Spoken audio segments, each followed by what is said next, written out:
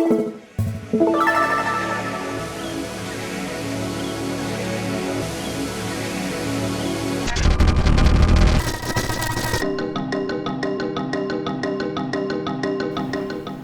up, y'all?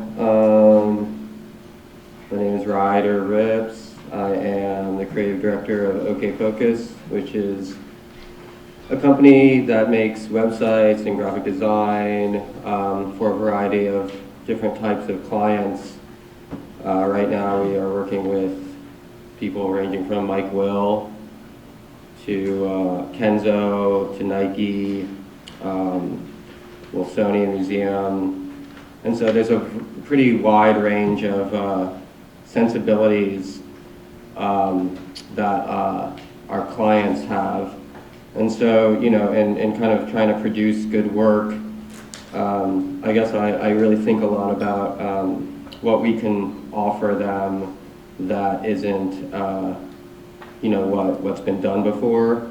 And oftentimes that's something that is functionally distinct rather than, or not necessarily, or it doesn't have to be aesthetically distinct. I'm more interested in trying to think about augmenting functions of websites and the way we use the internet and bring people together online than necessarily imposing a rebranding or redesign to something. And so this presentation relates to those efforts. All cultural productions on the internet are amateur. There are those participating in the conversation and those who have no idea what's being talked about. For those participating, symbols must be invented and functional structures must be carved out. The ubiquity of digital tools leads to the personalization and fragmentation of those tools. Without social context, social tools are worthless. The following presentation is about design, specifically the way in which social context is designed. What's up with that? Okay, so this is one of the ways, innovation and creativity. Definition. Creativity is the ability to think up and design new inventions, produce works of art, solve problems in new ways, or develop an idea based on an original, novel, or unconventional approach. This is something you should do. You should obsess about ideas, not tools. 4 tools of creativity. You have to have faith in your own creativity, absence of judgment, precise observation, and penetrating questions. And those are a bear that shares, this bear shares all those qualities. This says appeal to authority. It has a slash through it because you shouldn't. These are 3 things that creativity needs: skill, talent, and personality.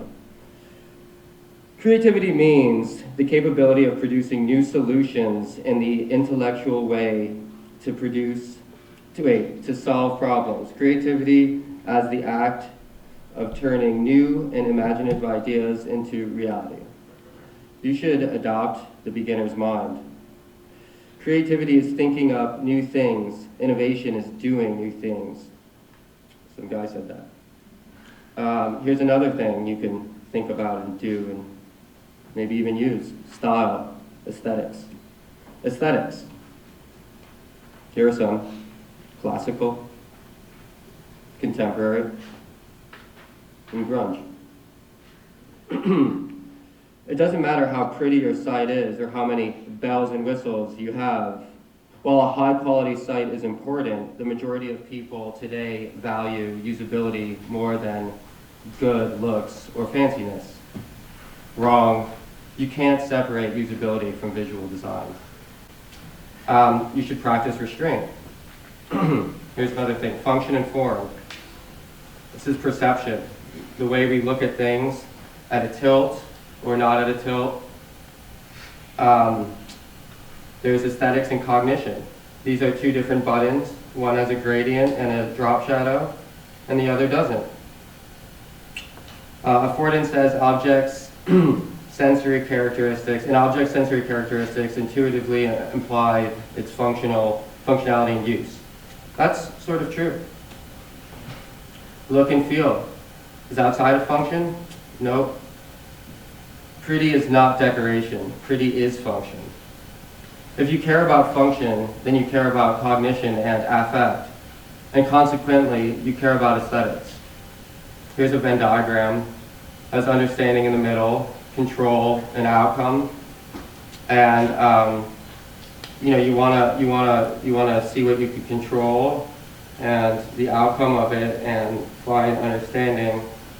And you want what you make to be clear and understood, and which leads to semiotics and context. You should have clarity. What is your intention? Context prevents confusion.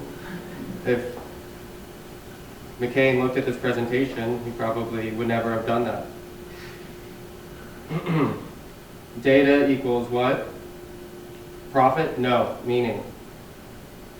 So the myth is that there's affect and cognition, and the reality is you can't separate how you think from how you feel. Think communication, not decoration. Then there's trust and there's honesty. Limitations of creativity. Individual and social influence factors. Aging changes. Economic status. Geographic distance. And culture difference. Dismissing visual design as just a matter of making things pretty or ugly cuts off your ability to communicate with your customers. Design is a means to communicate, not mere styling. Someone said that? A clear voice can accomplish anything. It takes most people 0.1 second to 100 milliseconds to initially determine whether they trust what they are seeing. Trust is a big, important thing in developing something that people are going to use and interact with and tell their friends about. You have to be sincere, like the Peanuts cartoons. Empathy is an important thing for IDEO and the Gates Foundation. Empathy building. You can get to know your partner. What does your organization value? What is your organization's biggest challenge? How does your organization measure success? Edward R. Murrow said, to be persuasive, we must be believable. To be believable, we must be credible. To be credible, we must be truthful. And it's as simple as that. And that really is true for design. I think, going with a design that feels right, and you can't really put your finger on that, is the best design to go with, as opposed to one that is somehow imposed. Here are 9 principles. Keep promises, show results, know your voice, respect context, transition changes, guide, don't dictate, show, then tell, make it simple, not simplistic, and always leave them wanting more. Okay, the 7 presentations you just saw were sourced from a website called SlideShare, each of them having its own aesthetic and attitude for its own imagined audience. Visually, they communicate different sensibilities and feelings, yet intellectually and functionally they are the same.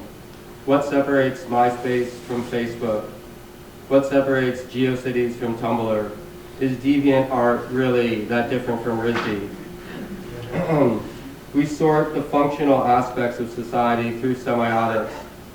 You can't claim ownership of a tool or even its output, but within a conversation, for a moment, it is yours. Great art is always true in its idea, even if its image is a lie.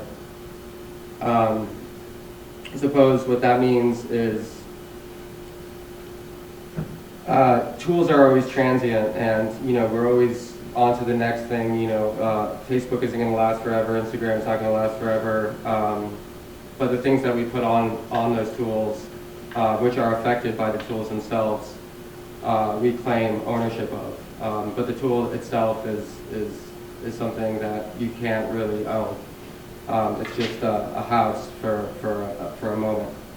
And so basically, I think the greatest design is about building those containers for moments and things to happen within.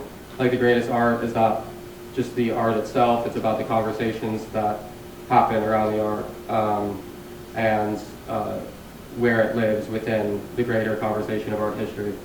So yeah, so I think looking towards other presentations on SlideShare was an attempt to kind of encapsulate the current temperament of outside views of design and stuff like that. So thanks. Thank you. Thank you. Thank you.